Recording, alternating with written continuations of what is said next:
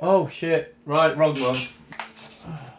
Oh, for fuck's sake! It's broken again. I'm gonna have to get some tape or something. Okay. I'm aware I do look like AIDS.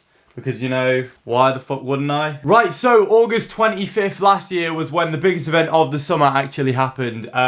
Two dickheads on the internet squared off against each other, and none of them actually won. Back in my day, we used to just settle them with rap battles, if you're an OG fan on this channel. Or, you know, you have a street fight, falls count anywhere, tables match.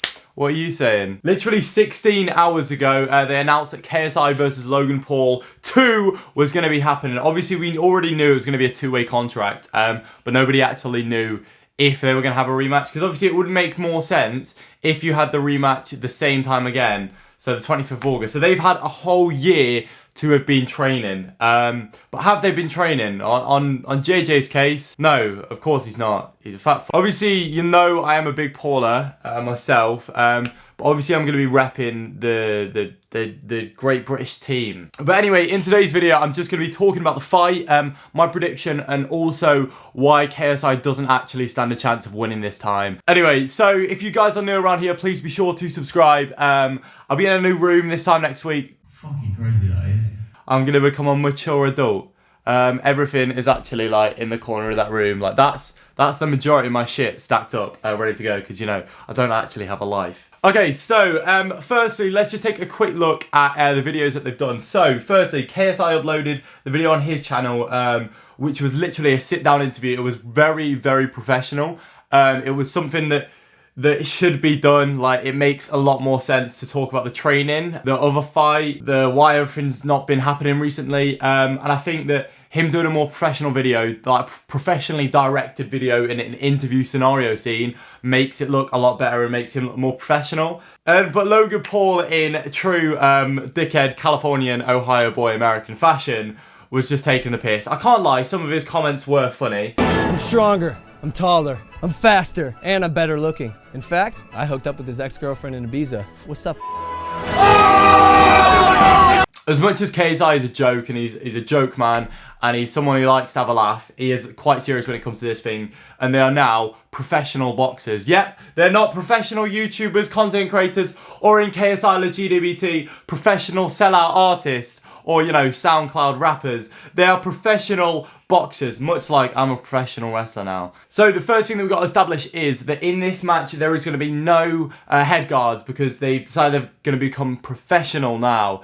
The reason why I think they didn't want head guards in the first or the second one, but I think it is just a bit silly. Like, you're not professional boxers, you're full, like, you're grown men who can't be asked, you know, just shake their hand and say, you know, mate, you are the best content creator, despite, you know, filming Japanese people from and Logan's like, you know, KSI, you are a respectable gentleman. I know you've said some, you know, controversial things about women, but, you know, I'll take my head off for you because, you know, I film dead people. Fergus Sensei in his match on the undercard last year, he managed to actually knock the guy down. I think that was the only knockout, well, the only TKO sort of thing. So obviously no head guards, which is good, and they've also dropped from the 12-ounce gloves down to the 10-ounce gloves. I don't know what that means, I'm not a boxer, but I think that means they can fight better. I don't know, surely you'd think if they're bigger gloves that you'd be able to knock people out easier. I don't know. Don't ask me, I'm not going to go into the boxing stuff. So let's start with KSI. Now KSI he's already had 2 fights. So at the moment KSI is 1 and 1-0-1, because I think it goes win, loss, draw, or win, draw. So KSI is 1-1 at the moment. Logan Paul is 0-1. But he is coming into the fight. He knows more about Logan this time. He knows how his fighting style is. Obviously Logan has released quite a lot more fighting videos on his channel. So he's released when he's beating up strangers, because, you know, that's what you do in America. No, I'm not going to shoot you with my gun. I'm going to beat you up instead in my boxing ring that I've just conveniently got in my back garden. So something that happened with the last fight, which shocked everyone to fuck, was literally, it was like 2 or 3 days before the fight happened, KSI dropped this absolutely insane diss track out of nowhere, which basically he mimicked Logan, Dwarf Mamba, one of his foreign friends, and the English guy, Nick Crompton. He sort of mimicked them in this video where they were going to the Maverick house, and then KSI came down as his god and tried to shit on them, basically.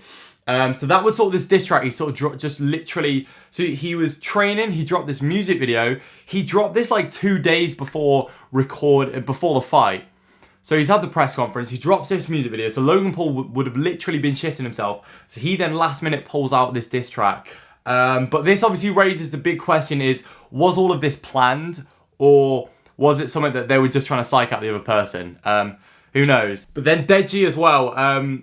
Everyone knows that Deji is the underdog. He's a prick now. Don't think anyone actually likes him. No offense, Deji. So Deji sort of came across as this weak character who didn't actually stand a chance. And no offense, against Jake fucking Paul, he did not stand a chance. But then suddenly in this fight, he comes out of nowhere and just starts waiting on, going at it. But then by this sort of end round, he sort of lost all of his stamina, all of his energy sort of went. So as much as we thought Deji was going to get lose in the first round via knockout, he somehow survived to the final round. I don't know how Deji managed to do that, but is that something that KSI is going to do in his, so he's going to look like he's not actually been training as much just to psych out Logan, so Logan can't analyse his moves as much?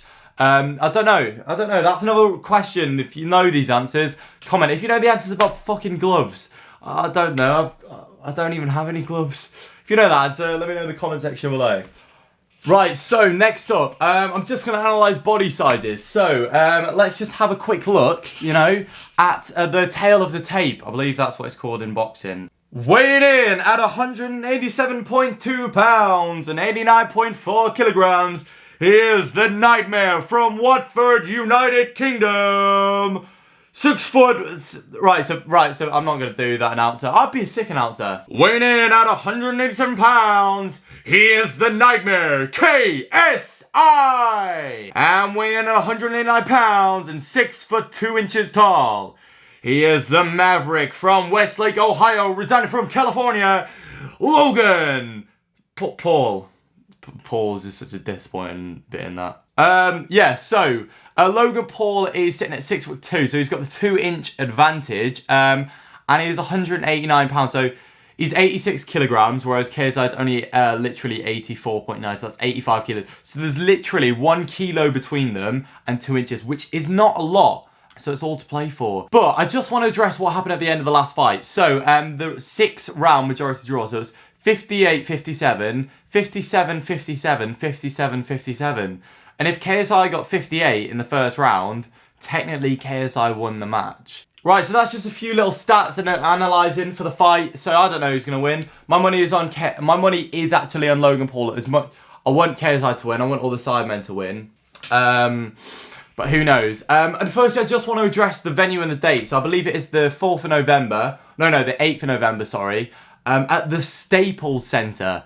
Do you know how big the Staples Center is? The Staples Center is probably like one of the sickest venues in the United States. So the Staples Center is 21,000, whereas Madison Square Gardens, which is probably the most famous, I would say one of the most famous venues in America, is 20,789.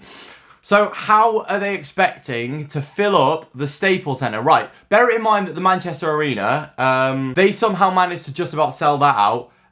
Whereas if you have a look at the Challenger Games attendance, how the fuck are they planning on selling out the Staples Center, which is one of the biggest... How the fuck did they manage to buy that or get the Staples Center? Right, so now let's talk undercards. So the big question is, are we going to see a Jake Paul and Deji rematch? Personally, I don't think they will. I think that's a bit irrelevant now. All that beef was good at the time as it lasted. Obviously, they are literally just trying to sell a fight. That's how all the beef goes. It's like it comes in any rivalry. You just want to sell the fight as much as you can. You might be cool, but you might just want to beat the shit out of each other.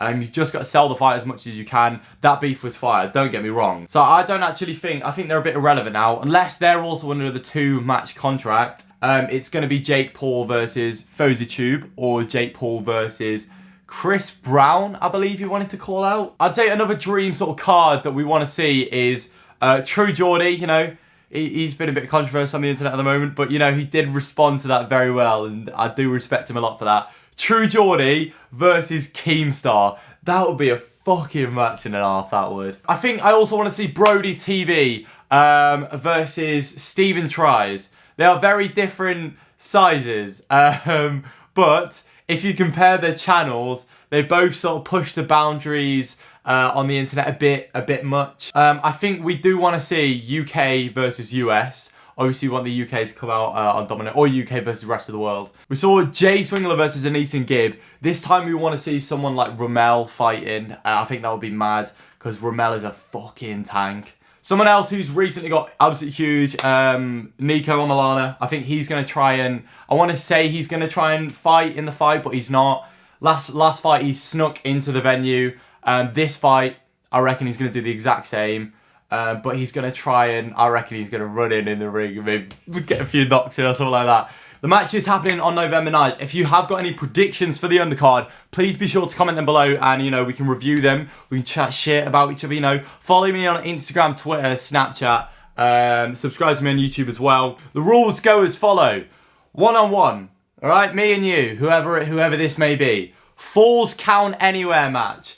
We can pin, submission, wherever you want. Any weapons are allowed, so I'm talking a full-on street fight. If you want to hit me with a fucking right guard, go ahead, do the right thing. And the winner takes home the most precious prize in YouTube entertainment. The winner is going to take home the Ultimate YouTube $1 Million Championship belt. And it's going to be me versus whoever wants to accept this challenge. You don't even have to be a YouTuber, you can be a professional boxer, MMA fighter, wrestler. Whatever you want, you can fight me. And we'll have that, we'll put it out on the internet on November the 9th. Okay, so thank you all very much for watching this video. I hope you have enjoyed it. If you have enjoyed it, or if you haven't, please be sure to like the video, subscribe if you guys are new around here, or if you're just one of those people who go to my channel and don't even subscribe. Subscribe as well, that'll be lush. Sorry about the lighting over this side, it's quite annoying, I know. That'll be fixed in the next video. And in the next video, I won't actually be here. I'm not going to be living at home anymore. I'm going to be living in Manchester. So yeah, it's mad. Like the amount of, I started my channel in my old room, my bunk bedroom. My older brother moved out, so I moved to here. I remember starting on this. This was the first bit of kit I started on my iPad. Scared of chatting because, you know, you'd have to do your videos quiet. Yeah, I just want to thank every single person who's been there for the whole journey for like the past 3 or 4 years who's been there with me, like been on the channel. It's been insane. Yeah, you guys have actually just like been the people who've pushed me. You not even pushed me, you just like motivate me to do what I wanted to do really. So yeah, thank you guys very much. But anyway, thank you very much. And yeah, let me know if you want to accept the fight. Tweet me at Fergus Adderley. We'll have some Twitter on beef Twitter. Beef bog onion stew. Alright, I'll see you guys whenever I do. Hopefully, new room tour next week or something, that'll be sick. And I'll see you guys whenever I do. Have a very, very nice day. Goodbye.